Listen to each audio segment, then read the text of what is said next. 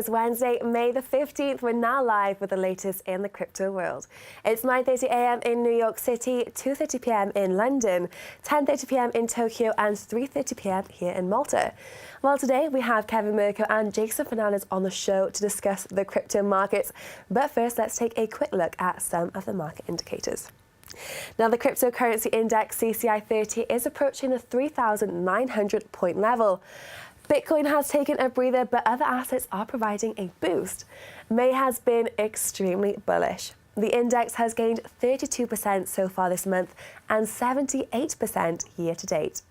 The 30-day Bitcoin volatility index has edged up above the 3% mark for the first time since May the 1st. Well, this comes as Bitcoin surged recently. The CoinMarketCap website's 24-hour traded volume indicator has stayed at an extremely high level of nearly $100 billion. The Messari website's real-time volume is elevated at $5 billion. The Bitcoin dominance indicator has declined to 58% as funds are shifting into altcoins. The top 5 digital assets show a generally mixed performance. While Bitcoin has slipped, but for now it remains close to the $8,000 level. Ether has approached the $230 mark and it's 8% in the green. The bullish performance continues for XRP. The coin has jumped after breaking through the 40-cent resistance line. And Bitcoin Cash has retreated after stepping above the $400 mark briefly. And lastly, Litecoin has stabilized above the $90 level. The Coin 360 heat map shows a generally green picture as market rallies transition from Bitcoin into the altcoins. Now, according to the Token Spread website, Bitcoin trades at a premium of nearly 2.3% on the CEX exchange. The XMO marketplace has the biggest spread for the Bitcoin dollar pair at 0.27%. Well, let's now take a quick look at some of the characteristics of Bancor.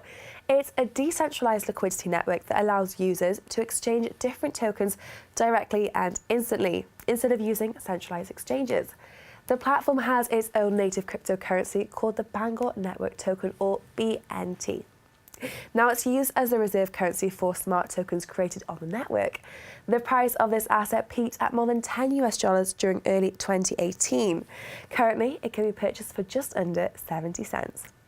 Well, let's now move on to the various cryptocurrency asset classes as grouped by the Messari website. The infrastructure group shows a solid increase of nearly 3.5%. Assets are green across this table. Ontology leads with a double-digit surge. The media and entertainment category is less than 0.5% in the green on a generally mixed performance. The financial sector shows an increase of almost 2.7%. Chainlink is one of the top bullish drivers for this asset class. The currency category is the top performer with a gain of 3.7%. This is despite Bitcoin and Bitcoin Cash both posting declines. Well, lastly, the services section is up by nearly 2.8%. The Project Pi token is the most bullish asset in this group, and it surged by a massive 24%. Well, that's where the 5 major cryptocurrency categories stand so far on this Wednesday. These are the top 24-hour moves during the European morning trading session on this Wednesday. But first, let's take a quick look at the biggest gainers and the biggest decliners.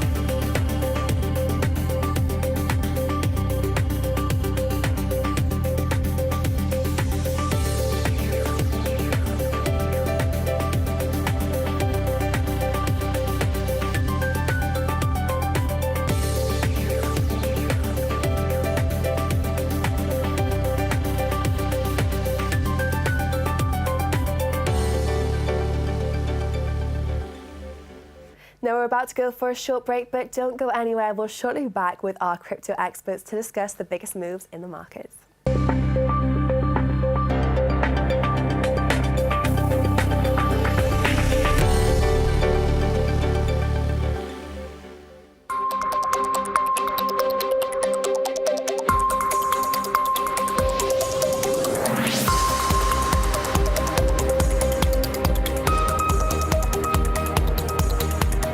180 different countries all around the world, which makes us grow in like a sphere. We are stronger than ever. Have these questions answered without disclosing anything. AI field is mostly controlled by a few large corporations. Much busier, bigger than ever. In the mid-2020s. I do think that will come. We should kind of keep in mind that we want the world to be a better place. $15 billion a day. This is incredible. People find a way to create infrastructure. I think knowledge is one of the most important things in the world. We laid the foundation for the distributed trust model that Satoshi builds on. It does come with some risk, but at the same time, I think it's an opportunity for countries. Individuals miss the boat on a market, they miss the boat. When the institutions miss the boat, they bring the boat back. This is BloxLive TV.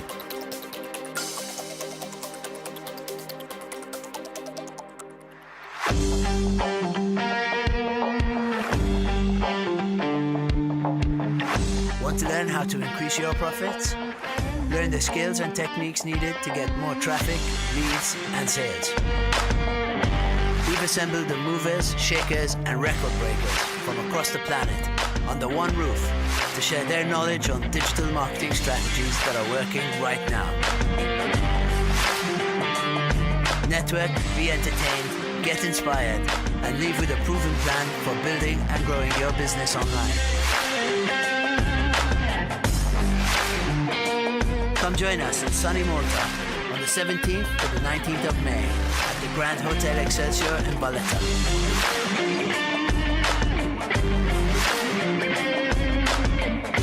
Don't miss out. Get your tickets now on www.rise.events.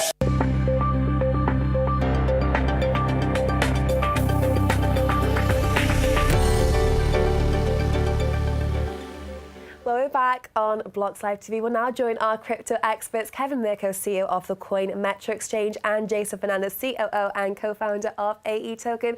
Great to have you both with us today. How are you both doing? Good. How are you, Jessica? Very good, thank you. Now we're going to jump straight in. It's been a very exciting weekend. So, Kevin, we'll start with you now. We are midweek. Digital assets have been performing bullishly over recent weeks. We've seen Bitcoin shining bright as it broke through this $8,000 mark on a record daily traded volume. There have been some profit taking on this level. No significant pullbacks left. I want to ask you, Kevin, what's next for the price of Bitcoin?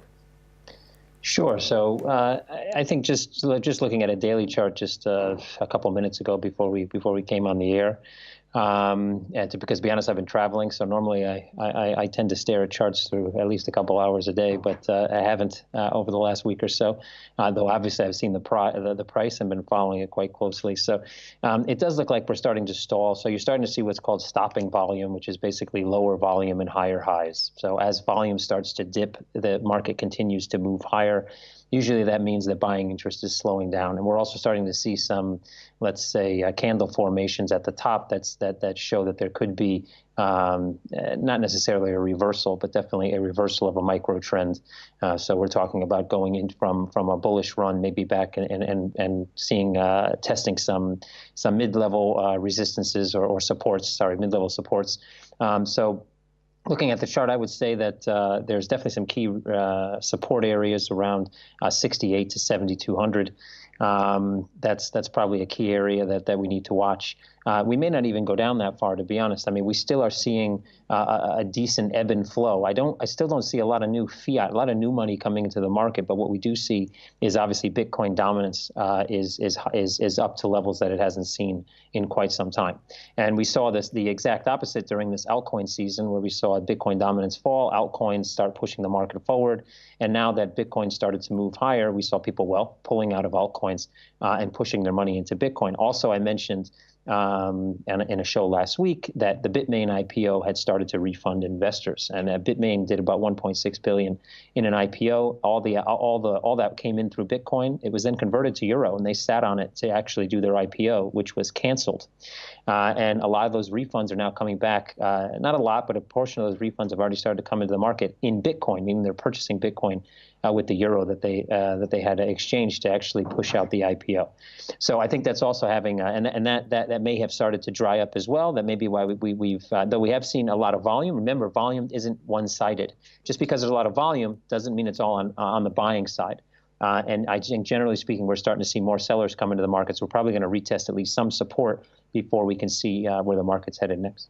Okay, interesting points there. So we've got retesting support from Kevin. Jason, what's your thoughts on the price of Bitcoin? So yeah, mostly I agree with Kevin. I mean, it's certainly it's been trading sideways for the past couple of days. The test of whether it will stick or not, the way as far as Bitcoin has come thus far, would be whether Bitcoin was able to slide and then able to recover really quickly. And I think we've seen that happen a few times already. We've seen Bitcoin drop just below 8K and almost immediately recovered. Even in the beginning of your intro, you introduced Bitcoin as being just under 8K, and it's already over 8K. So certainly there's been a lot of back and forth. Every time it drops just under 8K, there seems to be enough buying pressure to push it up over 8K. So I think that's a really good sign. Kevin is right. There is decreasing volumes, but and that's not necessarily good. But also the volumes that comparing that to yesterday was just insane. I mean, it was a record volume, highest volume I think all year. So I think we are bound to see some lower volume. The question is whether we can test just under 8,000 and then be able to recover, and how often and how fast that happens. And then if that were able to continue for a while, we could see it slowly inch upward. And that's a really interesting point, because you're right, you have acknowledged we are kind of flirting around this $8,000 US level, and we have been now for a few days.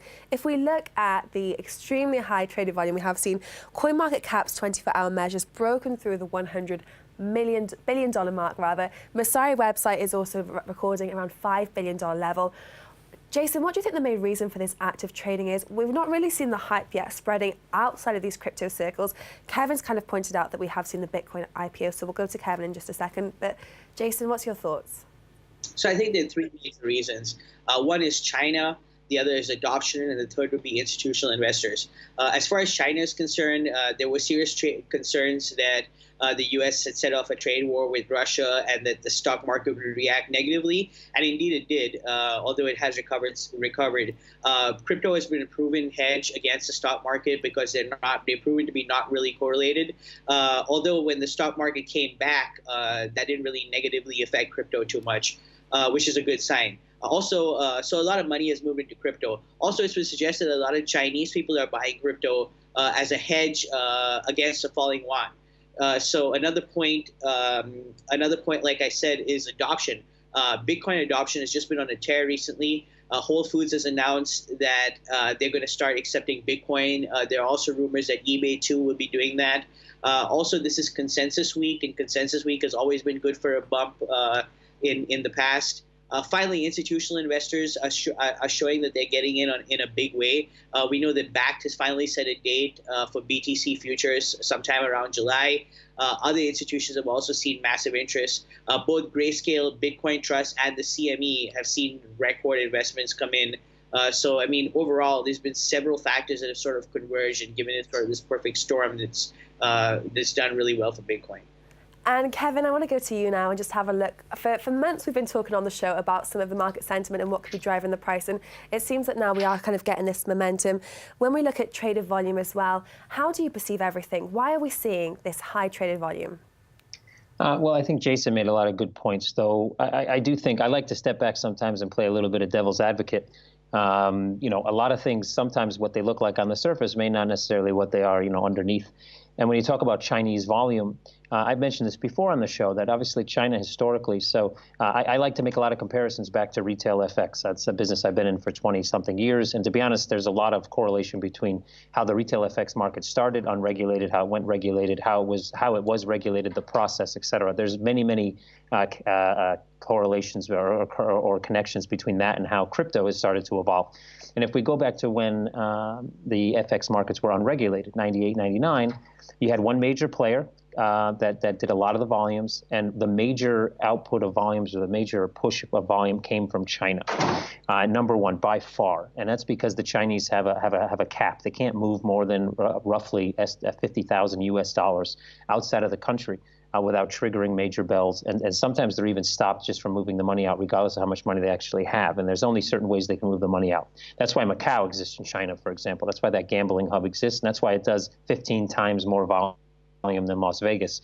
It has nothing to do with the fact that people just like to go there and gamble. It's because they want to move the money out of the country, and that's one way to do it. So crypto has kind of become that way. Now, when you're stuck in a crypto winter, when you're stuck where you don't know if you're, it's one thing to move your money out of the country and it takes a couple days to process, and you're going to earn 3, 4, 5, or you think you're going to earn 3, 4, 5, 10, 15, 20% because the asset you're using to move the money out of the country may increase in value. It's a whole nother thing when it may go in the negative territory. So Chinese volume definitely fluctuated throughout the crypto winter, like everybody else, but definitely the percentage of Chinese money that was coming into the market fell in comparison to the amount of money that was coming from other parts of the world as all the volumes dropped. So now that we see the volumes going up, I guarantee you the Chinese volume, in comparison to the rest of the world, is going higher. But it's, again, probably mostly due to that market cap, to be quite honest, the cap that they cannot move out more than 50,000. And there's no risk to them to hold that money now in Bitcoin because they assume it's just going to go higher. Not only will they be able to get their money out of the country, but two, they're going to make a profit on it. And then from an institutional standpoint, I think I'm still a skeptic on institutional money in this industry. I know that there's some, but I think when it comes to trading volumes, there's not much yet. I think what happens is a lot of the retail money that's in the market is starting to get a bit anxious, right? They were stuck in the doldrums of the crypto winter again. There wasn't much going on. Then they noticed that, hey, if we move money out of Bitcoin, we can make these altcoin microcaps pop. And they did that. And then they moved back because they had to take profit. So what did they go back to? Bitcoin. Then they noticed, then Bitcoin started to move and everybody's piling back into Bitcoin. I think the market is just becoming more lively. It's becoming more volatile because people are actively trading, where for months and months and months, everything was going down and no one was actively trading. Retail investors have woken up from the crypto winter, as it were. Now, Kevin, you said that you have come from a traditional FX background. So I want to ask you about the CME, because what we are seeing is CME Bitcoin futures volume. It was also following this trend that we are seeing by printing a fresh record high as well earlier this week. Do you think this could mean that actually Wall Street is using this instrument to hedge against traditional market uncertainty, or is this just activity just following the Bitcoin price performance? What do you think? I don't think yet that most institutional investors are going to use Bitcoin as a way to hedge against market uncertainty, because Bitcoin is in itself uncertain. Yeah, we've seen a little bit of price spike here. When you compare it to other price spikes in Bitcoin, it's minimal. We still from a $20,000 high to a $3,000 low, now to an $8,000 more or less price. That's roughly a 33% retracement. If you like to look at technicals and you like those Fibonacci retracements, 38% is our next Fibonacci retracement level, which probably puts us somewhere close to 9K.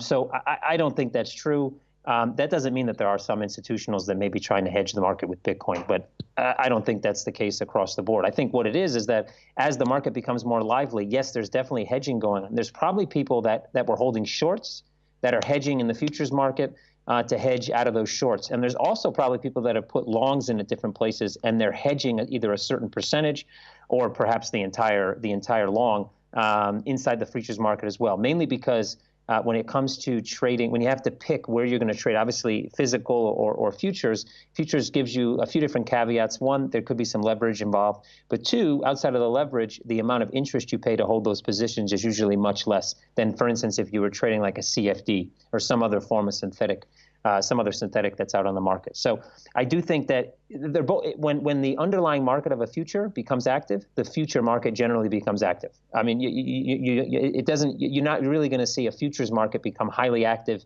and the underlying market be stalled. That rarely happens. So I think it's just it's more towards your second point in that we're starting to see volatility. Volatility means people are looking to get into the market more. They're also looking to hedge. And obviously, one easy way to do that, if you already have a futures account, is, well, through the futures, through the CME. Okay, so it's just a natural movement along with the price of Bitcoin. Now, Jason, I want to ask you now, if we look at this crypto bull run that we are seeing and things that could potentially dent it, the SEC has once again delayed decisions by Bitwise Bitcoin ETF approval. Can this pose any risks to the crypto bull market, or are markets not really expecting an ETF approval to happen anytime soon?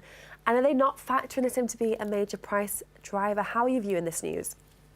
So I think that there was a good chance all the while that the SEC was going to delay this decision.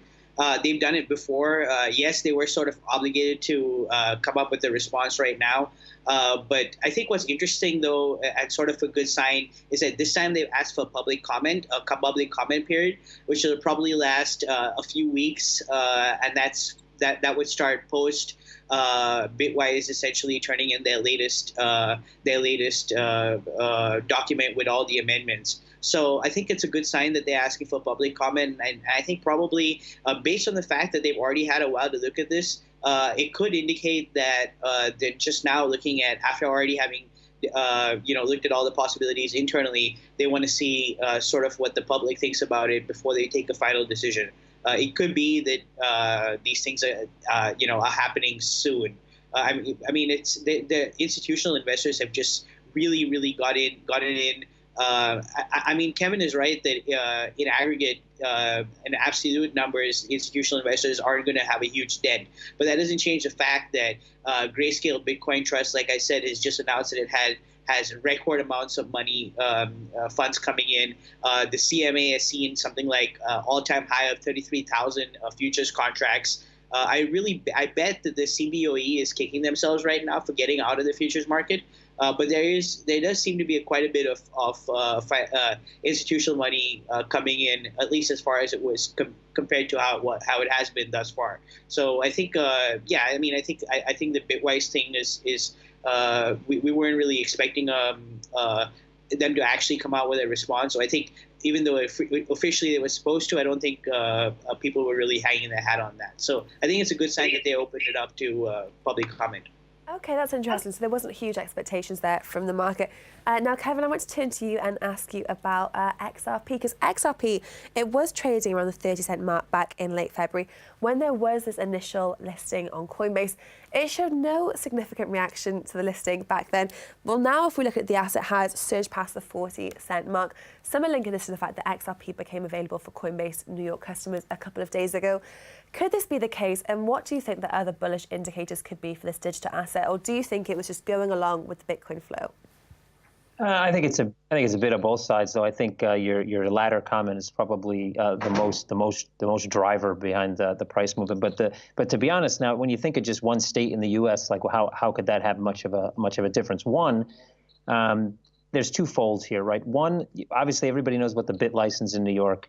Coinbase has a BIT license, but the fact that they're let's say allowing trading of an asset. And they announce it in New York State particularly, I think adds a bit of confidence to that market, to be quite honest, mainly just because of the BIT license. Because when you talk about licensing around the world, outside of the JFSA in Japan, the BIT license is probably the most difficult license to obtain. There's 256, 265 requirements. There's a list. I actually have the list sitting on my computer. It's brutal. It's not so much that it's so hard to put those things together. It's just brutal. It's a brutal process. So I think that's part and partial. Not only that, but there's already a lot of institutional money, and there's a lot of players that deal with Ripple, with many of their different services that are based in New York, meaning that now they had access. There's something called that Ripple has that's not really made out to the public. It's called consent to sell. And this is basically used by institutions, meaning either exchanges or let's say OTC providers or anybody that needs to clear, whether it be Bitcoin or any other asset, they need to clear back to let's say cash. And instead of doing that with a stable coin and having to trust your money, let's say to some stablecoin provider, Ripple has a solution for this. Basically, they give you a line of credit. You're able to settle in Ripple. Ripple actually will buy the Ripple at face value back from whoever you're remitting it to, which means there's no conversion, there's no loss, like it doesn't fall by 1% or 2% by the time you remit it, et cetera. And you just repay the loan within 15 days. So those type of things being open now to the New York market, where a lot of these institutional crypto funds and let's say quasi-institutional crypto funds sit, I think definitely probably had a drive behind it. But then again, we just talked about this before. There's an ebb and flow right now within altcoins, tokens, and Bitcoin. And as Bitcoin fluctuates between higher dominance and lower dominance, people are now, like I said, they're awake again. People are now coming back to actually actively trading this market. Whereas before, they just sat on an asset, it lost. They went into another asset, it lost. They went back into the other asset, it probably lost. And now they're getting excited again. So retail guys, it doesn't take much to light the fire for retail guys, literally. I mean, a half a spark will do it. And now that they're starting to see some movement, that means they're moving back and forth. Bitcoin stalls for a few days. What do? Well, let's look at the top 5. Where else should I put some money? Well, Ripple's been stuck. Let me throw some in there. I think that it's definitely pieces of those two. But to be honest, and I hate to say this is a retail market. So when you try to dig in and come up with reasons, you're probably overshooting the fact. Retail guys follow other retail guys. So the market's up. They think everything's going to go up. They see it. They remember the correlation from 2017. They start buying up the top 5, top 10. That's it. So the retail guys have been woken up. The spark has been lit and all systems are go. Thank you both so much for joining us. Half a spark. Yeah. Kevin, thanks so much. Jason, as always, it's a pleasure. Talk to you guys very soon. Thank you so much for joining us on the live show today. Yes. Thanks, Jason. Very welcome. Now, before we sign off, I do have a last-minute update from our editorial staff regarding the crypto market. The total market capitalization retreated slightly from the recent highs, but it remained at more than $240 billion. Bitcoin is trading at just over the $8,000 level. XRP is still the most bullish of the large caps, with a double-digit surge. Trading remains active, and the CoinMarketCap volume indicator has moved south of the $100 billion mark. That's all for Wednesday's Crypto Now live show. We thank Jason Fernandez and Kevin Mirko for their expert analysis. I'd also like to thank you, the audience, for joining us and invite you all to accompany us every weekday at this same time.